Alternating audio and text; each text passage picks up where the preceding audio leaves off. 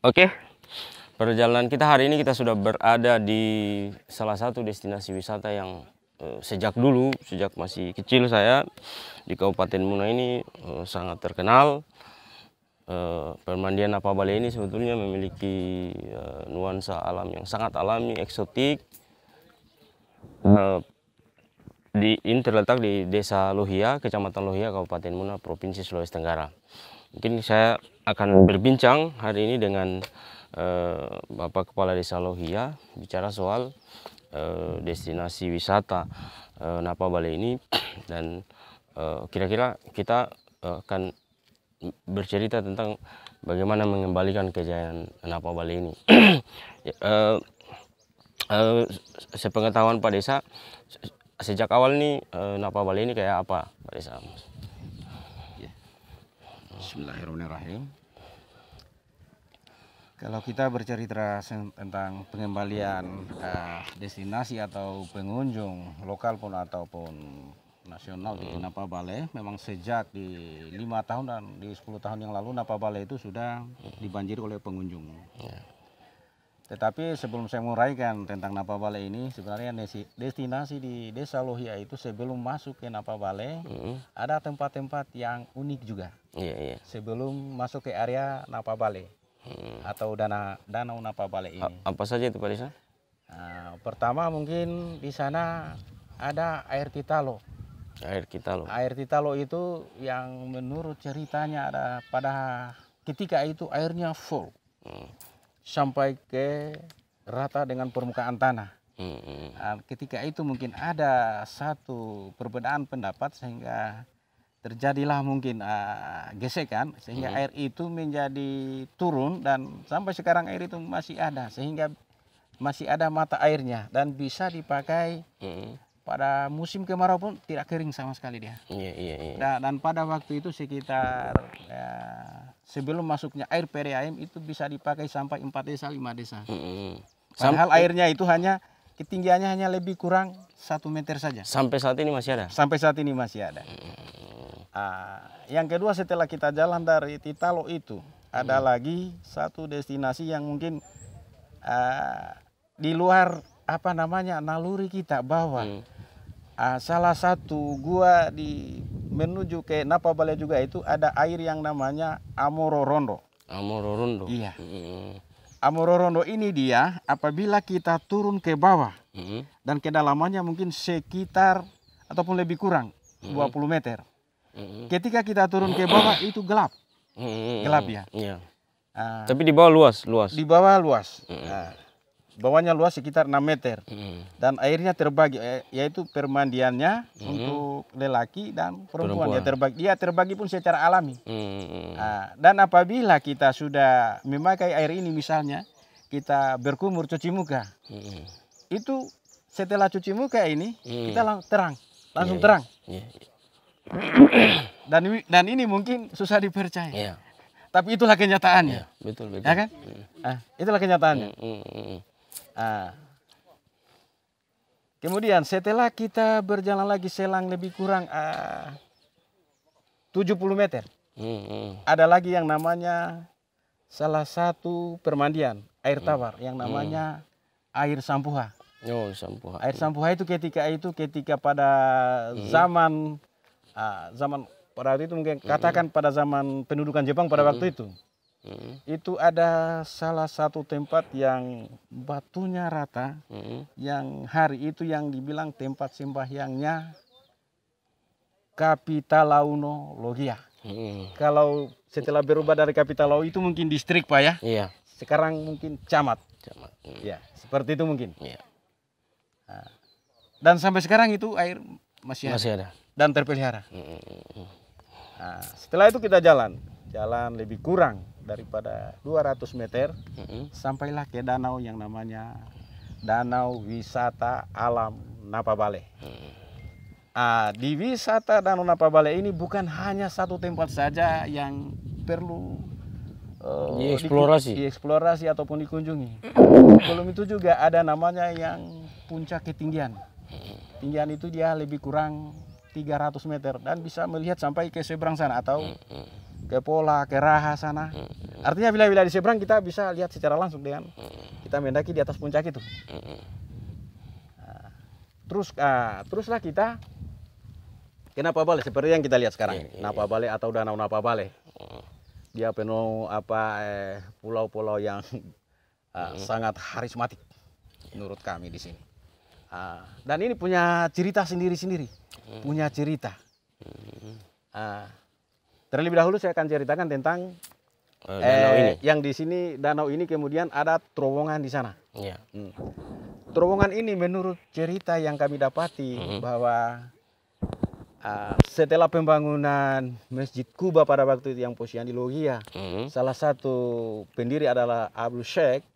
Kemudian dia kesiangan, dia harus ke seberang. Beliau itu harus ke seberang.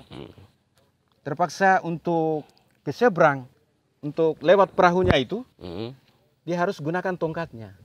Dia mengebor, ngebor, tembuslah itu yang namanya bukit, yang namanya sekarang terowongan. Ya. Dan di terowongan ini, kalau air pasang kita tidak bisa menyeberang ke seberang. Kecuali keadaan sekarang ini antara pasang dan surut, kita bisa keluar di lautan bebas. Lautan bebas. Dan di sebelah itu lagi ada namanya Pasir Putih. Itulah salah satu lagi keunikan wisata alam Napabale ini. Yang setelah keluar lari dari terowongan lagi, ada lagi salah satu tempat menarik dan paling unik lagi, yaitu Danau Ubur-Ubur. Danau Ubur-Ubur. Danau Ubur-Ubur ini letaknya dia di mana? Letaknya di sebelah terowongan. Oh, sebelah terowongan. Oke. Atau Lambuna Banggai. Lambuna Banggai. Nama pulaunya Lambuna Banggai. Dan sudah banyak juga dikunjungi oleh teman-teman wisata lokal. Ya. Berarti memang di kecamatan khususnya di Desa Logia ini sebetulnya destinasinya sangat banyak, dan menurut saya ini penting untuk kita eksplorasi secara bersama-sama sebagai bagian dari destinasi wisata yang bisa terintegrasi. Jadi destinasi wisatawan yang ke sini bisa mengunjungi destinasi wisata itu. Mungkin yang saya ingin tahu Pak Desa, tentu kan Pak Desa ini punya bayangan soal orientasi pengembangan Desa Logia, terutama pada segmen wisatanya. Karena kan pada sisi pengunjung sebelum muncul destinasi wisata-wisata yang lain, ini pusat perhatian orang kan Napabale ini.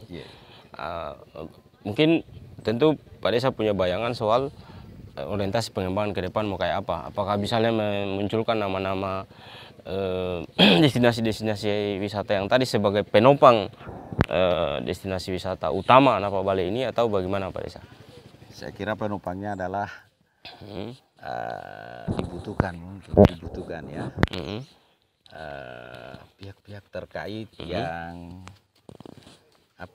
yang berkecimpung di dalam wisata ya, yang agrowisata ini, bagaimana mengembangkan desa wisata itu. Saya kira mungkin perlu investasi Pak ya, atau seperti apa ya, atau mungkin perlu keterlibatan pihak-pihak instansi misalnya dinas pariwisata, atau misalnya dari kabupaten atau provinsi, ataupun pada siapa saja yang berminat, yang ingin mengembangkan desa wisata ini. Karena memang secara kasat mata kita bisa melihat bahwa di Danau Napabale itu punya potensi besar untuk mengembangkan wisata Napabale itu.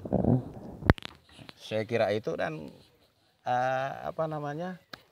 keterlibatan pihak-pihak yang bisa menopang ini adalah sangat mendukung, dan sebagai pemerintah desa akan mengapresiasi itu, akan menghargai itu sebagai bentuk pedulian terhadap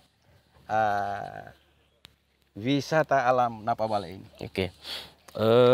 Mungkin bayangannya Pak Desa kan sudah kelihatan bahwa membuka diri terhadap siapapun yang bersama-sama ingin mengembangkan destinasi wisata di sini. Mungkin yang paling akhir ini kita ingin tahu harapan dari Pak Desa misalnya terhadap pemerintah kabupaten, pemerintah provinsi, terus yang kemudian pemerintah pusat.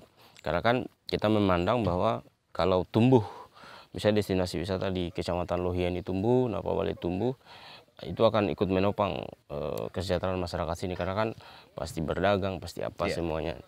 Pada sisi ini bagaimana harapannya Pak Desa, termasuk harapan terhadap kesejahteraan masyarakat di Desa Lohia ini secara khusus? Secara khususnya ataupun secara pribadi saya katakan begini, kalaulah sekarang